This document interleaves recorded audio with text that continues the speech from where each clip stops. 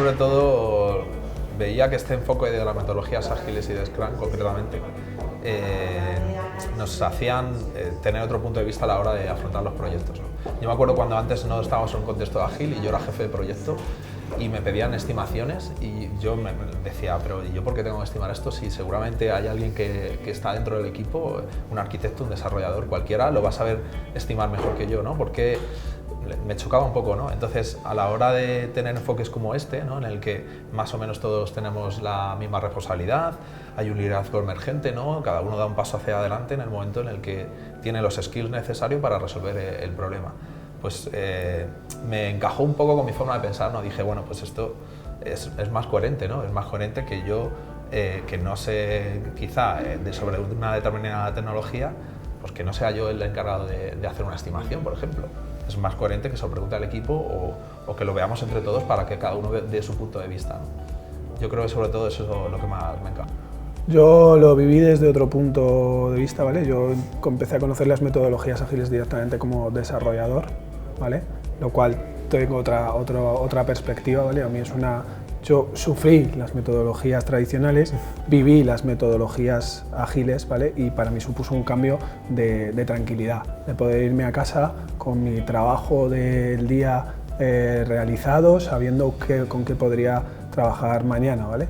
También ocurría que las prácticas que hacíamos normalmente de trabajo, ¿vale? Pues sentarme con una persona a trabajar en un mismo código, ¿vale? Que te salía de manera natural, porque te llevabas bien con una persona y simplemente había que hacerlo, luego descubres que realmente son prácticas propias de metodologías y que alguien ha hecho, pues lo que otra vez lo mismo, evidenciaba algo que estaba ahí y que surge de forma natural, ¿vale? Entonces me parecía algo tan sumamente natural y tan sumamente evidente que había que, sobre todo, compartirlo y que la gente descubra que está ahí, ¿vale? Una vez que lo descubres, obtienes ese efecto de, anda, que se le iluminan los ojos, se le ilumina la cara de cuando realmente entienden alguno de los artefactos o ceremonias y entienden realmente cuál es su objetivo y lo que van a ganar con ellos, cuando obtienes ese cambio en su mirada y te das cuenta que entonces ya has ganado a esa persona, como me pudo pasar a mí en su momento. Bueno, yo creo que principalmente es conseguir un entorno de trabajo que sea óptimo para que los desarrolladores se centren en el trabajo de desarrollo sin preocuparse de otras cosas, ¿vale? Que pongan foco en el trabajo que tienen que hacer ahora mismo, ¿vale? Pues al final eso implica, pues, resolver los impedimentos que puedas tener tanto a nivel técnico como organizacionales, el tema de trabajar bien con el Product Owner, el backlog para que esté muy claro de cara al siguiente sprint y evidentemente también trabajarlo con el equipo, y sobre todo a mí me parece que una labor muy importante es hacerle entender y que comprendan y compartan los principios y valores de los que hablábamos antes para que puedan trabajar con Scrum en este caso de manera correcta, ¿vale? Y valoren ese trabajo que se hace. Sí, yo estoy muy de acuerdo con lo que ha dicho Rubén. Quizá, por añadir algo, yo creo que el Scrum Master es una de sus mayores responsabilidades es velar porque se cumpla la metodología. O sea, yo lo digo sobre todo porque cuando te encuentras en un contexto en el que, como decía antes, ¿no? Hay gente que no ha trabajado con Scrum y empieza a trabajar en Scrum, es el Scrum Master de la figura, es como el faro, ¿no? Que guía al equipo en cuanto, pues mira, esto teniendo en cuenta en este contexto de Scrum o de Agile, pues tenemos que hacerlo de esta manera, tal. Esa labor de enseñanza, coaching o como quieras llamarlo, yo creo que es bastante importante. Depende del contexto y del proyecto.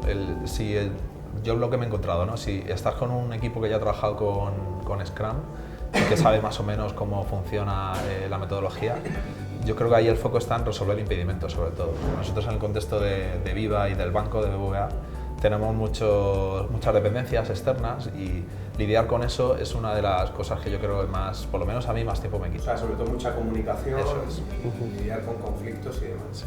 Y sobre todo a la hora de dejar claro que algo está ready o no, pues saber esa línea delgada, ¿no? Que está ahí de esto está listo para poder empezar o no está listo para poder empezar. Bueno, pues dar una visión de, oye, esto no se puede empezar porque nos falta esto, esto y esto, y a pesar de que lo hiciéramos no iba a estar completo y no iba a suponer un incremento de valor que al Product Owner le vaya a valer para algo. Sí, yo también depende mucho del proyecto y del momento concreto y las personas, ¿vale? Pues yo te puedo hablar que ahora con un equipo que no ha trabajado nada con Scrum, pues al final ha sido una tarea de, bueno, vamos a empezar por el principio, vamos a empezar con una primera base y vamos a empezar a que os introduzcáis en este tipo de metodologías, ¿vale? Con otro que ya ha trabajado de una forma mejor o peor, pues al final es ir puliendo todas esas necesidades que puedan ir teniendo para, pues en muchos casos, resolver impedimentos o problemas de comunicación. Si ya has trabajado, como dice Pedro, con diferentes, con un equipo que ha trabajado con Scrum de una manera más o menos adecuada, tu labor se centra mucho más en resolver impedimentos, ¿vale? También me parece importante el tema de la resolución de conflictos cuando surgen, sobre todo dentro del equipo, ¿vale? El momento de tener que hacer un coaching 1 a 1 para ver qué le pasa a una persona, por qué ha habido una contestación mala, por qué le notas tenso, ¿vale? Ese constantemente estar atento a pequeños detalles que surgen durante todo el desarrollo de software me parece también que es muy importante y que no debes dejarlo de lado.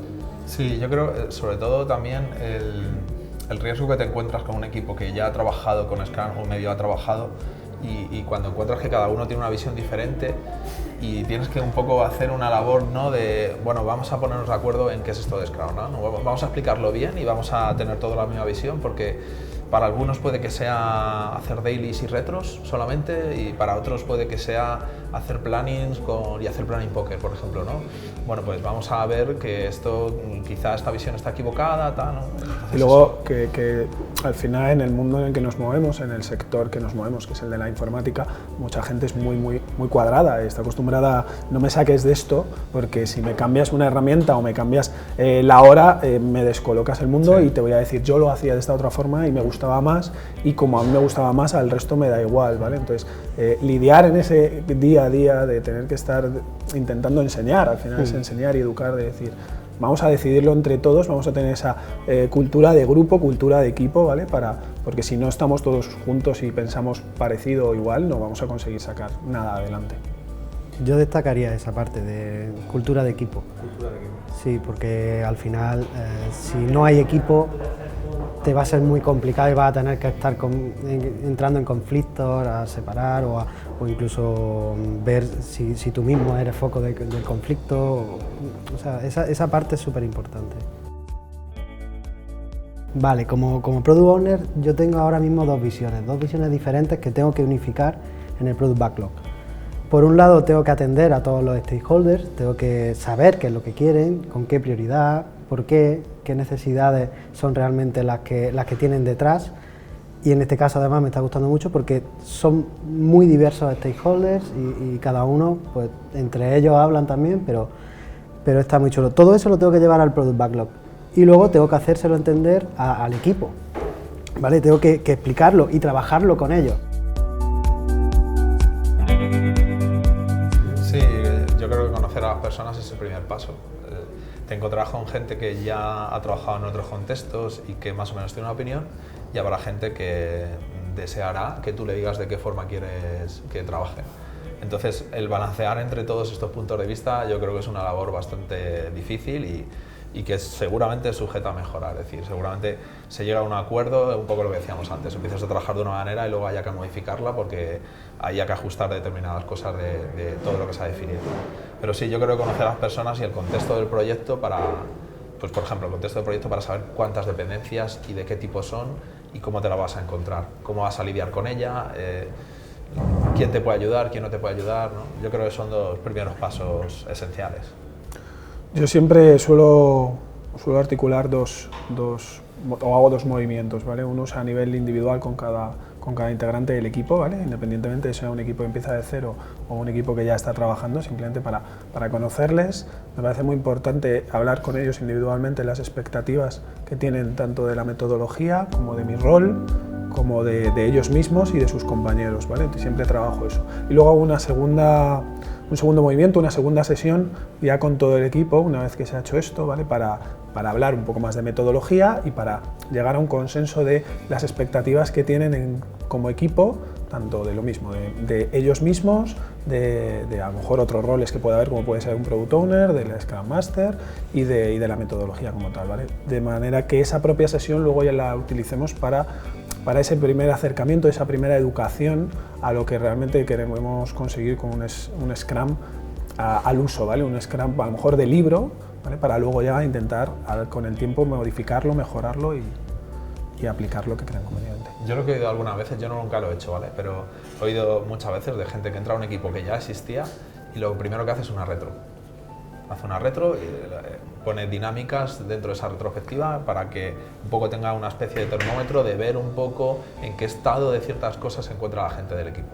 Y yo creo que es algo bastante positivo, te ayuda a conocer a la gente rápidamente.